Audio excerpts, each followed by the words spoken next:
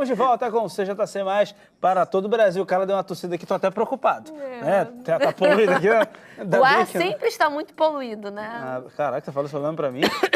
Aqui, ó. Ih, rapaz, olha, o negócio é mais sério que a gente pensava, né? Já tá afetando aqui. Bom, nós estamos falando sobre esse assunto, sobre a questão aí da poluição que nós temos aí no nosso planeta há anos e o que nós devemos fazer, o que nós podemos fazer, qual é a nossa parte para a gente poder preparar um mundo melhor amanhã, né? Para os nossos filhos, para os nossos netos, coisas que a gente tem que começar a pensar e as pessoas estão começando a pensar só que agora, né? Será que tá tarde, Carla Ribeiro? Não, nunca é tarde, né? É tão bonito essa frase também. Nunca é tarde. Nunca é tarde. Enfim, e a gente cortou o nosso convidado aqui, o Eduardo, que ele iria concluir aqui o nosso assunto. Fale, Eduardo. Tava pegando um gancho no que o amigo falou. Essa questão do imediatismo, ele é meio inverso. O ser humano, ele quer as coisas muito agora, mas não pensa que para existir esse agora, alguém teve que preservar alguma coisa lá atrás. E ele não percebe que para preservar, ele precisa começar também agora. Ele começa a trabalhar isso, né? Eu preciso que o ambiente esteja limpo, vamos desmatar. Mas e depois? Ele não pensa nesse depois, aí volta de novo na questão da educação. Não é trabalhado isso. O ser humano é muito, né? Eu quero agora, preciso agora. Verdade. Aí depois a gente vê. A gente acende a fogueira aqui dentro do estúdio, porque está muito frio. Isso. E a gente não se preocupa com a fumaça, se vai pegar fogo. O ser humano, ele é muito assim. A gente tem que ter um pouquinho dessa preservação, mesmo que instintiva, né? Ela deve ser desde berço. Não somente desde berço, mas como ele falou, também nas faculdades, nas universidades, ser trabalhado isso de uma forma melhor. Uma questão importante também, complementando o que ele falou, é a questão da mídia, né? A gente tem um apelo midiático muito grande que acaba contribuindo diretamente para essa questão de poluição, né? A gente vê uma necessidade muito grande de se consumir, né? De se consumir, de se trocar coisas que não se precisam se trocar, de jogar fora coisas que ainda continuam funcionando, né? Porque se você não tem aquele celular X e os seus amigos têm, você é antiquado. Nem eu. Se você não tem a roupa X, não sei o que, você é antiquado. Então, tudo isso gera um resíduo, né? E a gente acaba, às vezes, medindo, a gente fala, o desenvolvimento gera resíduo. Gera muito resíduo, entendeu?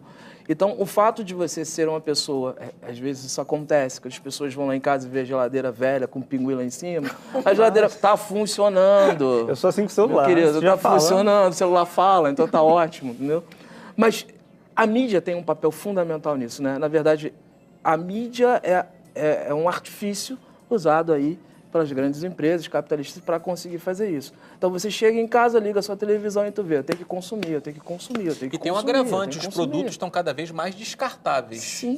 Gente, é verdade. O celular, você compra um celular hoje, daqui a 2 anos ele começa a problema. Verdade. Eu estou sendo muito otimista, falando 2 anos. Concordo. Não, exatamente. Eu vou fazer um lanche no MC.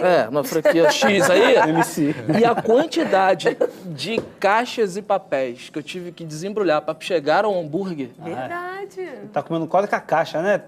Foi caixa, papel, não sei o quê, e o hambúrguer tava lá no final. Quase aquelas pegadinhas que você faz de aniversário. É dessa mãe, né? Falei, pra que tudo isso? Né? Pra que tudo isso? Aí, claro que tem uma lógica ali por trás, óbvio que tem uma lógica ali por trás.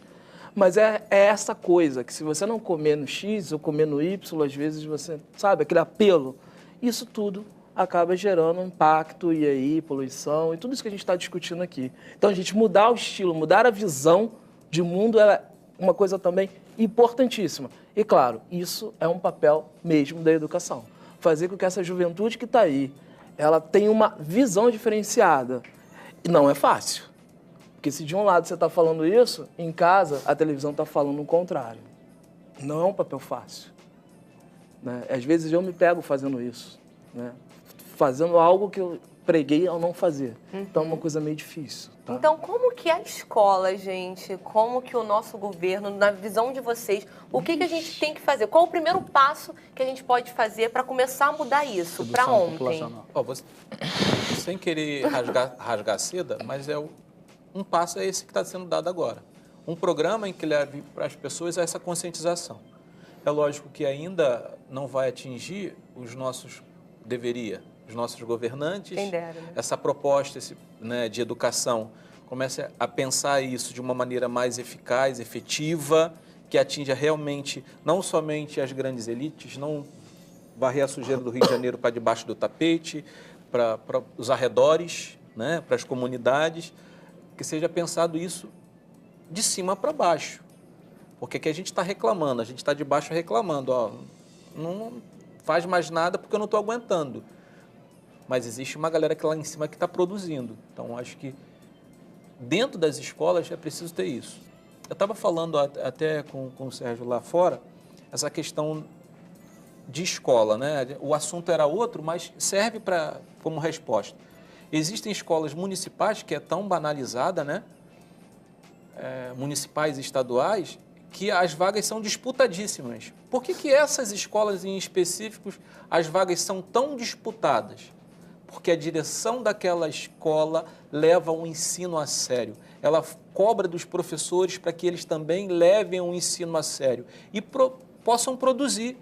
E ali você vai querer que teu filho estude num local em que o ensino é levado a sério. Quisera eu que também isso acontecesse na maioria das escolas estaduais, municipais e também no ensino privado. Mas eu acho que tem que começar por aí, é um trabalho de conscientização. Não somente, a gente falou tanto de poluição, a gente esqueceu da poluição visual, da poluição sonora, tantas coisas que poluem também, que acabam agredindo o meio ambiente, mas que a gente, de certa forma, a gente consegue conviver com isso, passa desapercebido. E isso deveria ser trabalhado de uma maneira mais eficaz nas escolas. Quando a gente pensa numa solução, né, é muito difícil achar uma solução de forma imediata, né? Mas, recentemente fui convidado para o Cefet lá de Friburgo e o tema era inovação, tecnologia e sustentabilidade. E eu tinha que falar alguma coisa de sustentabilidade para o pessoal técnico. Né? Então, nossa, você imagina aquela que coisa, desafio, né? gente. E aí tinha questão, porque o que acontece? Nós, na área de sustentabilidade, ninguém é contra a evolução tecnológica. Pelo contrário, a gente quer essa evolução tecnológica, mas que ela seja de forma adaptada, resiliente dentro dos meios ambientes. Então, a gente busca caminho de incorporar essa tecnologia. E outra coisa que a gente está caminhando para um pós-humano, humano híbrido em tecnologias. Ou seja, a tecnologia ela já vai estar daqui a pouco dentro do nosso corpo. Né? Então, ou seja, se você tirar essa tecnologia, você tira o que é humano, porque o humano começa a ser de tal forma impactado e moldado por essa tecnologia que a gente não consegue tirar esse humano mais do que é. Se eu tirar essa tecnologia, eu tiro o que é a essência humana nessa realidade. Então, a gente precisa repensar esses caminhos e ver como é que a gente enquadra esse pós-humano e essa forma e a sustentabilidade no sentido de equacionar isso e levar adiante. Essa sociedade atual, as crianças que estão chegando, elas não veem o mundo virtual de forma virtual. Elas conversam com as pessoas de forma presente.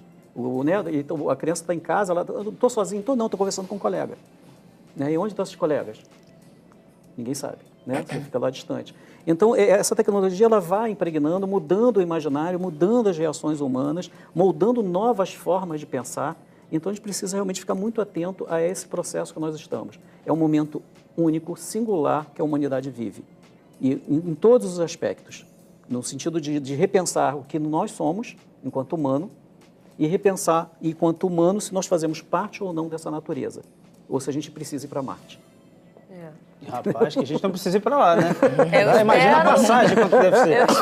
Que vai chegar lá, terá outra natureza. É verdade. A gente tem um vídeo que vai mostrar um pouco para a gente sobre uma comunidade sustentável. Olha, já tem comunidades que são autossustentáveis. Vamos ver agora. Solta aí. Mike Friedman e Damian Bradley usam muita energia em sua casa de 3 quartos em São Francisco. Mas as contas deles não são tão altas, já que quase tudo no local é impulsionado por energia solar. Há 22 painéis na casa, 10 para a parte de baixo e 12 para o andar de cima. Os dois abateram $6 mil do preço da instalação graças a um programa comunitário que vem batendo a porta das pessoas da região. A iniciativa tenta encorajar as pessoas à energia solar. Quando 100 interessados são reunidos, o preço é negociado com as firmas de instalação. A companhia que tem a melhor oferta nos painéis leva o grupo todo. O processo pode baratear o custo em pelo menos 20%.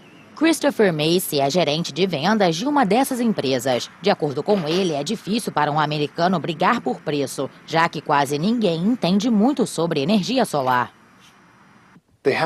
Não há necessidade de pesquisar os detalhes. As pessoas não sabem como funcionam os painéis e muitos nem querem saber. O importante é ter a noção de que se tem um confiável redutor de custos em casa. Mesmo assim, os responsáveis pelo programa tentam dar o máximo de conhecimento possível sobre a energia solar através de chamadas telefônicas, e-mails e tutoriais na internet.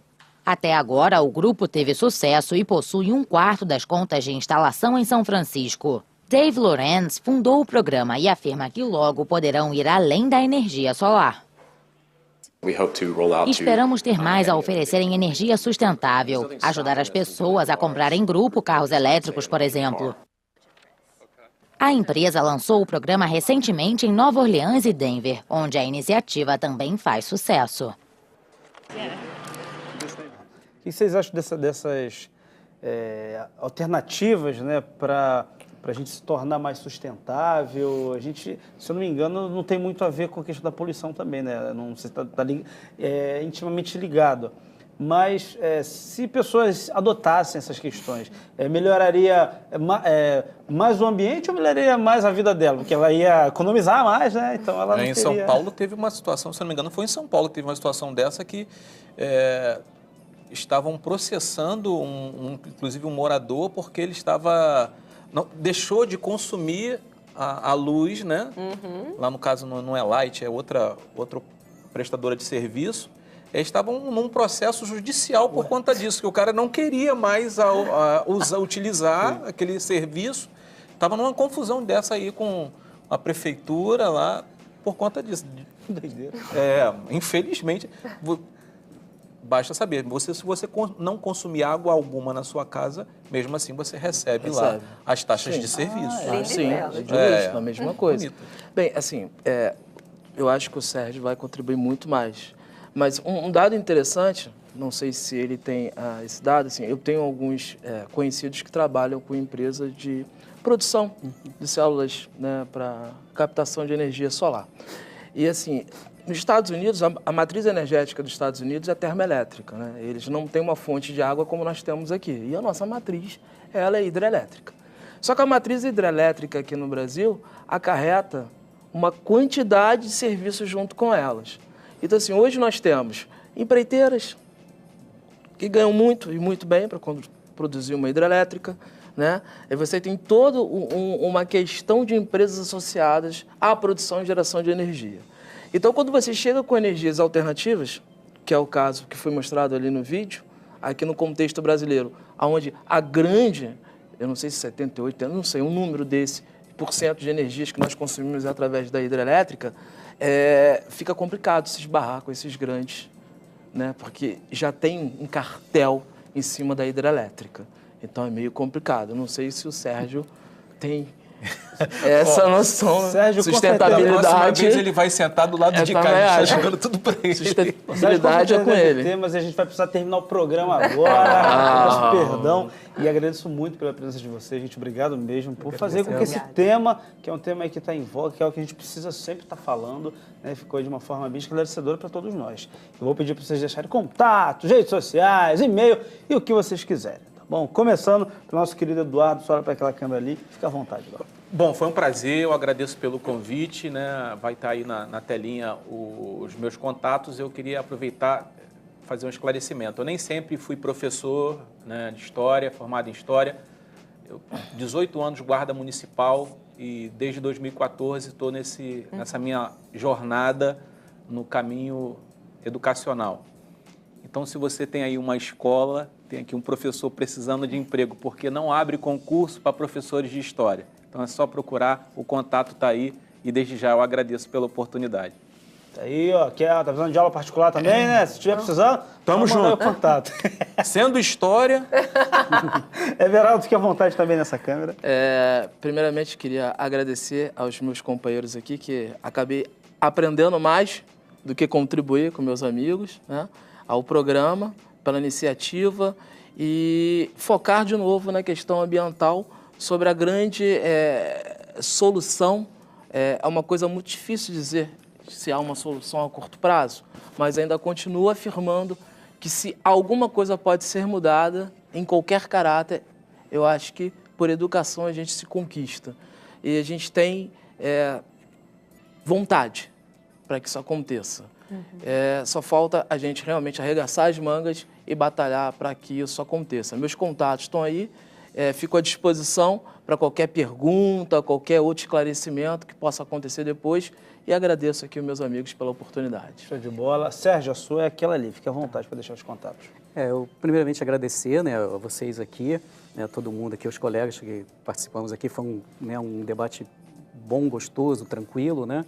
A gente teve aqui muita diversão aqui com o nosso papo aqui, né? E a sustentabilidade, ela é muito complexa. E iniciar um projeto de sustentabilidade na cidade, modificações e tudo, requer um estudo, né? E para que a gente não cometa erros na estruturação dos projetos, né? E se alguém precisar de alguma coisa, meu contato está aí, né, na tela aí, e fico à disposição de vocês. Bola, gente, obrigado, foi um prazer e até as próximas. Muito obrigada. Galera de casa, obrigado pela sua participação. Bom final de semana. Até segunda. Tchau, tchau.